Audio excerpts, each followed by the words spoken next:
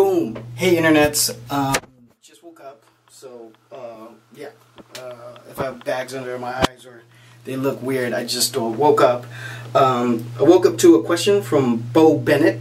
This is a great one actually. He says, what kind of detailing makes the clothing or t-shirt to be placed at the higher or lower end price range? And you know, obviously I've been designing for over 16 years, and I've definitely asked myself this question.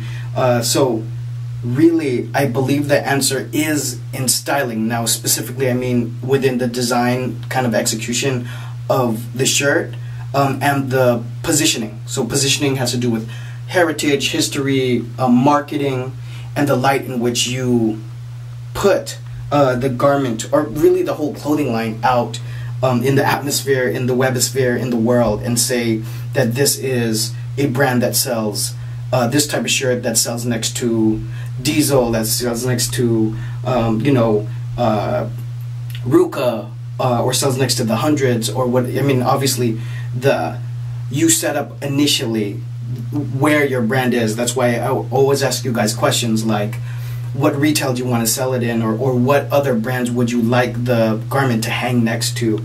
Now, on a technical side of things, definitely you want a quality t-shirt. Let's just go with t-shirts, because most of you guys are going to start off with hats and t-shirts, and maybe a little bit of cut and sew. But you want to get a quality blank. Having said that, I'm still a huge fan of buying blanks instead of manufacturing cut and sew, because when people come to me off the bat and say that they want to do that, they have no idea what they're kind of getting into. And there's really high quality blanks out there that people would not know the difference. So once you get a quality blank then, and all things are equal, what makes it different? And honestly, I mean, I've owned a high volume production facility before, and I've done production. I mean, I've been to China, Hong Kong several times for production for other multi-million-dollar companies. And I'm telling you, the difference is the way you position it.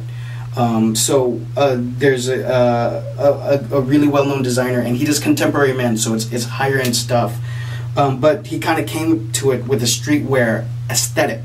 And he did a custom cut and sew tee, and the design that he did was, he originated the bandana look. And brilliant dude. I mean, all the design houses in Europe are all on him. He's doing amazingly well. But I know from a production standpoint, cut and sew and printed, that shirt couldn't have been more than 12, maybe 15 bucks, having it done here in downtown LA. But he sold the shirt for $100, or maybe more than that, $125. And he just got it, and the styling was on point. He got it on tons of people. Eventually, Kendrick Lamar's stylist ended up calling him to request for the shirt. There's a couple case studies with just what he's doing, but that's a glaring example to me of positioning the shirt to create your price point, or a higher price point. Because otherwise, if you're more of a skateboard company or something like that, I mean, you know where you're at. You're going to compete with everybody that's an active, so you check out the prices there, and he's to hang and bang with those prices. Hope that helps, Shay. Anybody else, if you guys had a question or it sparked another question from watching this, drop it down below. If you had experience changing your prices, changing a clothing line brand, drop it down below for the community. Follow me on social media. I'll see you guys in the next one. Peace.